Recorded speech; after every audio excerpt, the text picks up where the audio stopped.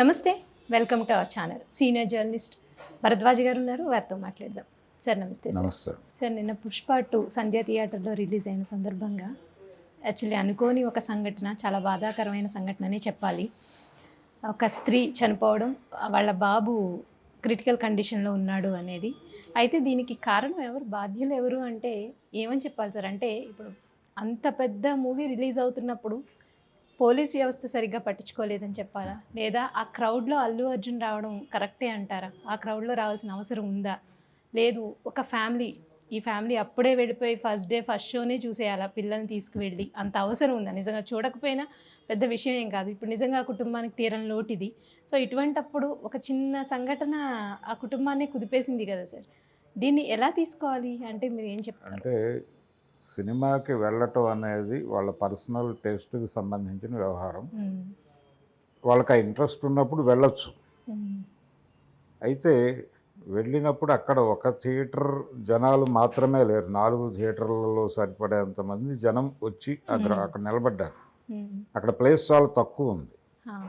ఆ తక్కువ ప్లేస్లో అంతమంది జనం రావడానికి కారణం అంటే ఇది పోలీసు డిపార్ట్మెంట్ మీద ఒక ఆరోపణ నడుస్తోంది, కానీ నిజానికి పోలీసులు ఉండటం వలన కొంతవరకు కంట్రోల్ చేయగలిగారు, కాపాడగలిగారు చాలామందిని. అయితే ఇంతమంది జనం పోగొవడానికి కారణం ఏమిటి? అక్కడ కేవలం సినిమాకి వెళ్ళాలనే క్యూరియాసిటీ మాత్రమే కాదు, అల్లు అర్జున్ అక్కడికి వస్తున్నాడు అనేది ఆ సమాచారం SMS రూపంలో అందరికీ సర్క్యులేట్ అయింది. ఈ సర్క్యులేట్ అయిన తర్వాత వీళ్ళందరూ చేరిపోయారు అక్కడికి. ఆ సినిమా చూడటానికి ఉన్నటువంటి ప్రేక్షకులు మాత్రమే లేరు అక్కడ, చాలామంది బయట నుంచి వచ్చేసారు. ఆ వచ్చిన వాళ్ళతో క్రౌడ్ అయింది. ఆ క్రౌడ్లో ఆయన వచ్చి బయట నుంచి చెయ్యి ఊపటం ఇలాంటి కార్యక్రమాలన్నీ నిర్వహించాడు అక్కడ. దాంతో జనాలు అతను దగ్గరగా చూడాలనే ఆతృతతో తోసుకుని వెళ్ళటాలు, ఈ ప్రాసెస్లో ఈ సినిమా చూడటానికి వెళ్ళినటువంటి ప్రేక్షకులు కూడా ఇరుక్కుని ఆ తొక్కిసలాటలో జరిగినటువంటి సంఘటన ఇది. ఈ మహిళ చనిపోవటం అనేది చనిపోయింది. తర్వాత ఆ బిడ్డ కూడా అదే కండిషన్లో ఉన్నాడు. ఏం జరుగుతుంది అంటే ఇక్కడ ప్రధానంగా చూడవలసింది, తను ఆ కెపాసిటీ అంత ప్రీ రిలీజ్ ఈవెంట్స్కే వాళ్ళు చాలా కేర్ తీసుకుంటారు ఈ తొక్కిసలాటలు అవి జరగకుండా ఉండటానికి. అటువంటి ప్రికాషన్స్ తీసుకోవడానికి అవకాశం లేదు, ఎందుకంటే అది ప్రైవేట్గా సర్క్యులేట్ అయింది ఆయన వస్తున్నాడు అనేది.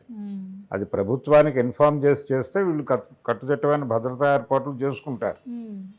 అది ప్రభుత్వానికి ఇన్ఫార్మ్ చేసి జరిపిన కార్యక్రమం కాదు. ఆయన వస్తున్నాడు, ఆ వస్తున్న విషయం ఆయన ద్వారా, ఆయన PR టీం ద్వారా ప్రపంచానికి తెలిసిపోయింది. ముందే తెలిసిపోయింది, జనం వచ్చేసారు, ఫ్యాన్స్ వచ్చేసారు. వాళ్ళు ఒక హడావిడి ఊహిస్తారు. ఇక్కడ ప్రధానంగా చూడాల్సింది ఏంటంటే, ఎవరైనా స్టార్ హీరోకి వాళ్ళకు ఒక 10 మంది 15 మందో బౌన్సర్స్ ఉంటారు. కాబట్టి వాళ్ళ దగ్గరికి వెళ్ళటానికి వీళ్ళందరూ అడ్డుకుంటారు. కాబట్టి వాళ్ళు ప్రొటెక్టివ్గానే ఉంటారు. కానీ థియేటర్లో సినిమా చూడటానికి వచ్చిన ప్రతి ప్రేక్షకుడికి 20 మంది బౌన్సర్లు ఉండరు కదా. కాబట్టి వీళ్ళు లోన్లీగా అందులో ఇరుక్కుంటారు. ఆ ఇరుక్కోవటం, సినిమా హాళ్ళ దగ్గర తొక్కిసలాటలో మనుషులు చనిపోవటం అనేది కొత్త కాదు, గతంలో కూడా జరిగింది. కాకపోతే అవన్నీ టికెట్ల కోసం గొడవ. బుకింగ్ కౌంటర్ దగ్గర జరిగినటువంటి తొక్కిసలాటలో చనిపోవటం అనేది ఇందిరా సినిమా అప్పుడు జరిగింది. స్వయంగా చిరంజీవి గారు చాలా సందర్భాల్లో చెప్పుకున్నాడు.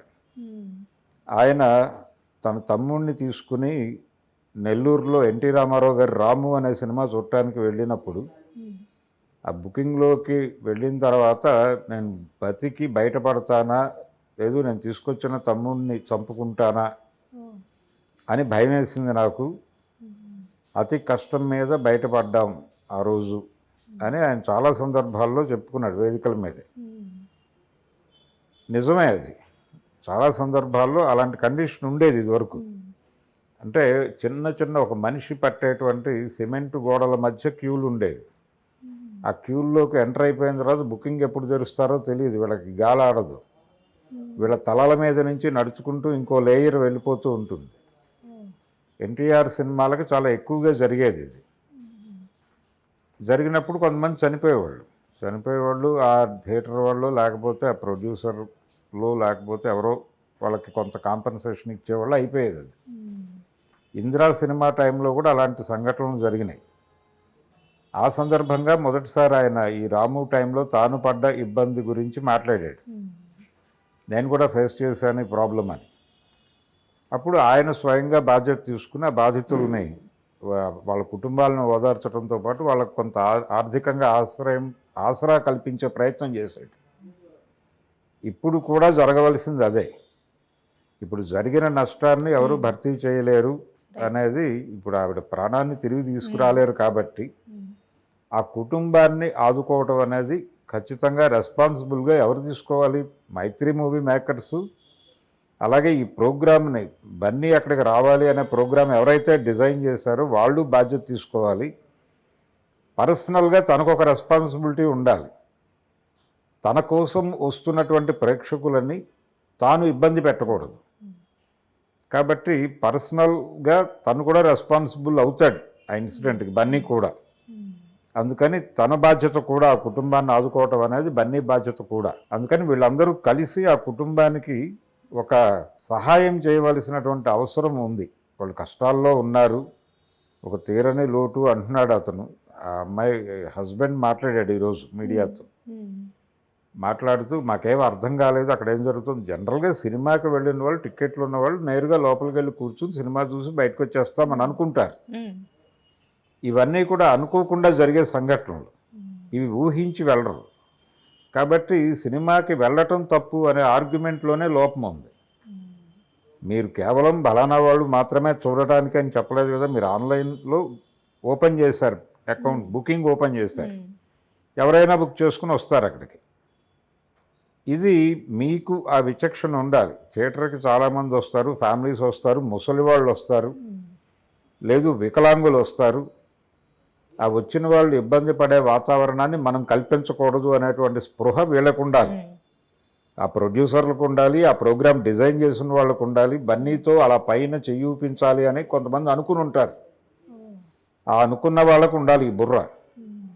అలాగే స్వయంగా తనకి తెలియాలి ఇలాంటిది ఏదైనా జరగచ్చు అనేటువంటి ఒక అంచనా ఉండాలి. జనాలు తన కోసం పిచ్చెక్కి ఊగటం అనేది, ఆయన ఆ మధ్య ఒక ప్రీ రిలీజ్ ఈవెంట్లో మాట్లాడుతూ ఫ్యాన్స్ను చూసి, అంటే వేరే హీరో అభిమానులు వాళ్ళని చూసి ఫ్యాన్స్ కోసం హీరో అయ్యాను నేను అని చెప్పాడు. అలాంటి ఫ్యాన్స్ తనకు కూడా ఉండాలని చెప్పి హీరో అవ్వాలని అనుకుని అయ్యాను, అభిమానుల్ని చూసి మోటివేట్ అయిన హీరోని నేను అని చెప్పాడు ఆయన.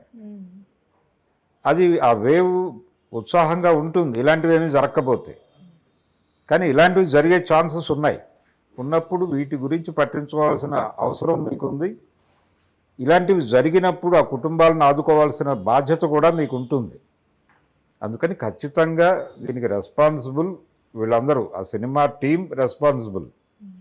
నిర్మాతల దగ్గర నుంచి బన్నీ వరకు అందరూ బాధ్యత వహించాల్సినటువంటి కార్యక్రమం తప్ప ఇందులో ఇది ప్రభుత్వ వైఫల్యమో లేకపోతే పోలీసుల వైఫల్యమో నిఘా వైఫల్యమో మరొకటనో కొట్టివేయటానికి లేదు. థియేటర్ యాజమాన్యానికి సంబంధించిన వ్యవహారం కూడా కాదు ఇది. ఆయన వస్తున్నట్టుగా ఎవరు మెసేజ్ పంపించారు అనేది చూడాలి ముందు. వాళ్ళ మీద కేసులు బుక్ చేయాల్సిన అవసరం ఉంది. వాళ్ళతో పాటు ఈ ప్రోగ్రామ్ డిజైను, దానిలో పాల్గొన్న వాళ్ళు వీళ్ళందరూ కూడా నిజానికి ఒక హత్యానేరం లాంటిదే అది. వీళ్ళు చేసిన పని వలన ప్రాణం పోయింది, లేకపోతే ఆవిడ ఆరోగ్యంగా ఇంకొంతకాలం జీవించి ఉండేది.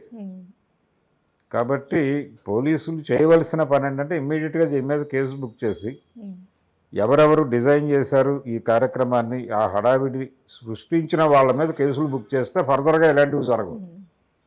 అది జరగాలి. అది జరగకుండా ముందు ఇమ్మీడియట్గా వీళ్ళందరూ స్పందించి వాళ్ళు కన్ఫెస్ అయ్యి, ముందు ప్రజల సమక్షంలో కన్ఫెస్ అయ్యి ఆ కుటుంబాన్ని ఆదుకుంటాము అని ఒక హామీ ఇచ్చి ముందుకెళ్తే కొంతమేరకు ఉపశమనం దొరుకుతుంది. మరి ఆ దిశగా కదులుతారా లేదా వీళ్ళు అనేది చూడాలి ఇప్పుడు. Right sir, thank you sir. Thank you.